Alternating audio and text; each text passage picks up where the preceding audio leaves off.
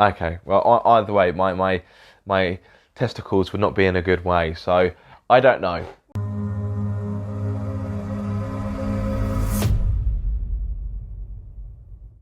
Previously on Living with a Mazda MX-5.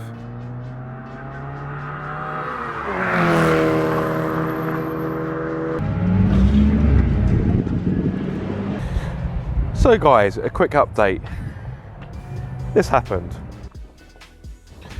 Oh, hello guys, and welcome back to Car Obsession, and welcome to another episode of Living with a Mazda MX-5. Now, hopefully by now you would have seen the video where I took my Mark II, nicknamed Mad Max, on track for the very first time. And if you have seen that video, you will know that the day didn't quite go to plan. Now, I wanted to explain the aftermath of the breakdown, but because the Trackday video was quite long, I didn't want to make that video any longer than I wanted to. So that video would have been about half an hour, give or take. So I thought I'd do a separate video kind of highlighting the aftermath of what happened and explaining what I hope will happen next. So before I do anything, I did film a little bit in the evening of the breakdown. So I'm going to shoehorn that footage in. So you're going to watch that, and then you're going to come back to me. So, yep, I will see you in a few moments. I'm going to hand over to my past self. So, there was a coolant issue, and there's a knocking noise coming from the engine. Chris, Pocket Rockets, he reckons it's a piston knocking, which obviously is not good at all. He said there was a bit of oil starvation. I did check the oil before the track day, and it was fine. If anything, it looked like there was too much oil in there. But it's somehow managed to burn through all of it. Now, I was meant to check the oil level at lunchtime, and if I'm honest, I simply forgot. It slipped my mind. I got distracted by something else, and it has cost me dearly. Now, on the plus side, if I needed a new engine, you can pick a 1.6 engine on, you can pick one up for about £150. So that's not the end of the world. It's not ideal, of course, but it is what it is. But yes, so we are currently awaiting recovery. Now, the story behind the recovery is quite a long one, so I will try to briefly explain it. Right, so here goes. So Patsy, my wife, she rang up the AA to see whether they could collect us. We were honest. Some of you will think we should have just told a little white lie and said you were near Stetson, or you were visiting a friend at the track and you didn't actually take part in the event. But sometimes honesty is the best policy. So Patsy rang up to see how much it would be to get recovered and membership. Now, we do actually have AA through our bank. It's one of our perks, but the cover we have is only for home start, and obviously we are a long way from home. So they said, well, actually, because you've been with your bank for quite some time, we are happy to upgrade your cover free of charge. And Patsy said, would that include, breakdown recovery from a track? And they said, yes. Now, you're probably thinking, that's too good to be true. Yes, I was thinking that was too good to be true. And that's because it was too good to be true. So we were misinformed by someone at the AA. So the AA patrol driver started coming to us. He rang us up to get an idea of the problem and where we were and what happened. Patsy told him what had happened, and he basically turned around and said, oh, well, if it's on a track day, I'm not coming, you're not covered, it's your fault, basically. Well, my fault, not Patsy's fault. So we both became quite distressed as we're kind of stuck in Norfolk, a long way from home. So we rang back up the AA, made a complaint and said, look, you told us we would be covered and that we could get recovery back to our home address. And basically they had to investigate it. They came back and said, yes, that's right, you were misinformed. Therefore, on this occasion, we are happy to honour the recovery. So that was all good. They said they would be here by 7:10, which would have been fine. The track closes 7-ish, give or take, once the staff had finished locking everything up. However, we have just had a text saying there has been a delay, therefore they might not be with us until 8:05, which does present us with a bit of a problem, because the car needs to be off the premises, well, really ASAP, because the track does need to formally close. So I don't quite know what's going to happen next. So I'm just checking Patsy's phone, see if there's been any updates, but there hasn't been. So yeah, we're in a bit of a pickle. Don't get me wrong, the engine will start, but I don't really want to drive it to the entrance because the noise it makes is pretty horrendous. Actually, I've got a sound recording of it, so hopefully if that recording is okay, I'll drop it in. There won't be any kind of footage to go with it because it's just sound, but hopefully it gives you an idea of how ropey the engine does sound at the moment.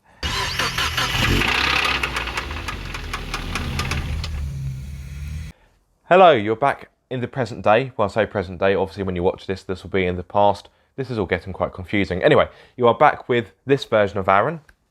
So, where I left you guys in the previous bit of my video, at that point it was about, I think it was about 6 p.m, 6:30. Now, obviously I've explained the kind of AA debacle, so if I'm repeating myself, I do apologise, but I'll quickly run through. So my wife Patsy, she rang the AA at 4:25, and that last part of my story, like I said, was about somewhere between 6 and 6:30. Now, after battling with the AA, they agreed to send someone out, and the estimated ETA was, I think it was 7:10.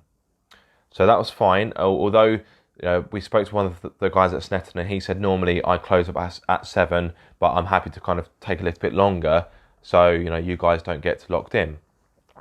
We thought, great. We then got an update stating that the breakdown people wouldn't be coming until 8:05, which was a bit of a predicament because by that point the car would have been locked in the circuit grounds, and there was no one that could tow us off the premises. So I had no choice really. I had to nurse Mad Max off the circuit, and kind of off the circuit ground, so to speak. So I drove about 20 miles per hour. The knocking noise was very audible. In hindsight, I should have filmed it, but at that point in time, my first concern was not YouTube or filming. It was just getting the car off the track, which I did. It was very tentative, but I was able to do it. I kind of just stopped at the main entrance for the circuit, the kind of main junction that you turn into off the main road. So because the AA didn't have one of their own patrols available to come and assist us, they outsourced it to a local third party. So the guy came, and to be fair, I think he got to us earlier than 8:05. He got to us a bit earlier, didn't he, darling? Yeah, I'd say just before 8, wasn't it? Kind of 8:45, 10:45. Yeah. 15, 20 minutes. Yeah. So to be fair, they did get to us earlier than anticipated. So if you're wondering, my wife Patsy's just off camera. Hi. So yeah, so the guy came. He got me to turn the car over. Turn the engine over, and his words were, "It's." Oh, we didn't time that very well. So no, you didn't time it very well at all. Sacked. You are sacked, but it's fine because I can just bleep myself post edit. Well, in edit. During the edit. Yeah. Sorry guys, I'm a bit divvy today. I'm divvy most days. Anyway. No comment. Anyway, before I digress into just random mumbliness.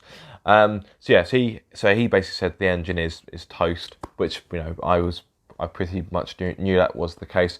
He said it was bottom end knocking, which is bad news for an engine. That's pretty much game over. Now the reason for this, Chris, aka Pocket Rockets, he believes that, well, I say he believes, and he's right. Basically the engine had oil starvation. Now I was meant to check the oil levels at lunch during the lunch break, but I completely forgot. I somehow got sidetracked, and I've got to check the oil levels, which, as you know, has cost me dearly. Cost me dearly.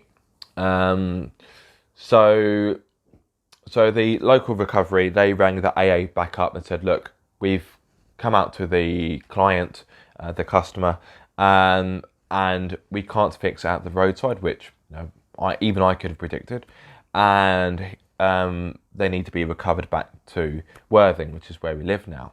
So to go to Worthing from Snetterton, that is a very long distance. So they rang the AA, and the AA said to the local patrol, "No, we're not coming."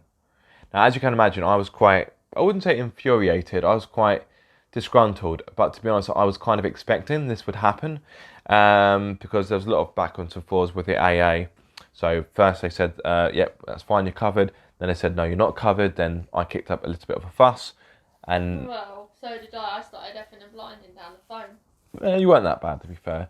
And then they said, okay, we'll send someone out to you. We'll send a roadside patrol. And at the time, I specifically asked the chap at the AA, a chap called Alan. I said, okay, if the roadside patrol can't fix it, can you guarantee you will recover us home? And he said, yes.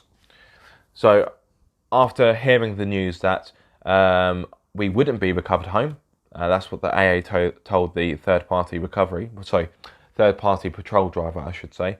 I was back on the phone to the AA. I said, look, please stop mucking us about. I fully appreciate the cover wouldn't normally cover this kind of thing, but you have agreed to honour it because you haven't made a mistake at your end. Therefore, you need to get us home. It's dark. It's starting to get cold. It's not an ideal scenario. So I spoke to a very helpful chap called Aga, and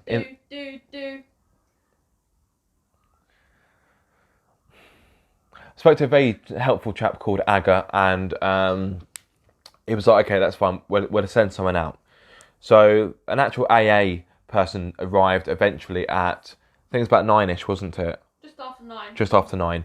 But it wasn't an actual recovery truck, like a kind of low loader sort of thing. It was just a transit. A transit. So I was like, oh great, they've sent out just someone else to have a look at the car to tell us it's stuffed. But he had the towing equipment. But because he was only a van and not a truck, he was like, okay, I can take you, but I can only take you 50 miles. And at this point, it's like, oh my God, it's going to take us ages to get home. And from the point of him arriving and getting the car loaded up, I would say it must have been a good 4 to 5 minutes, maybe an hour. It was 1 hour, 2 minutes. Was exactly. it? I was timing it. Oh, yeah. So we're just sat there watching him. We weren't even sat there. We were stood around eating food. Yeah, we just stood around having a bit of Greg's. So, yeah. The car was loaded up. He said, I can only take you 50 miles or so. In the end, I think he took us 53 miles. So he went the extra mile 3 times. And he didn't really, did he? Well, and he took us to the Birch Hanger Services, which is near Stansted. En route, he called through for someone else to kind of take us on the next leg of the journey. And we were earmarked for a truck. Now, it wasn't guaranteed, but it sounded promising. But obviously, things change if the truck is needed elsewhere. Trucks are for like priority if someone's on a motorway or yeah. something. Yeah, and obviously the trucks are for four-wheel drive cars as well. Yeah. Because the vans can't take those. And I imagine larger vehicles as well. So we turned up at the Birch Hanger Services, only to be greeted by another van. I thought, oh my God, no. Okay, so we're now at a point where we're going to be passed on to someone who can only drive us 50 miles again. It's going to take us ages to get home. So it took a while for them to unload the car from one van and to load it onto the next van. Well, not onto the actual van, onto a little trailer thing. So Patsy and I, we grabbed the coffee because I was really tired at that point. I was super tired. Came back, and thankfully the second driver, he was like, oh, actually, because you're within my radius, it's a little bit, it's not technical, but it takes a while to explain, so I won't go into the kind of nitty gritty of it. But he said, because you're more within my radius compared to the previous driver, I can actually take you all the way home, which, as you can imagine, was music to my ears. I was like, yes. So he was like, no, I can take you all the way home, which was great. The only problem is, obviously, you can only go so fast. So I think, the most he got up to was about 60, 65. So it did take longer than it usually would to get home. So I don't actually know what time we jumped into the second van. Can you remember what time it was?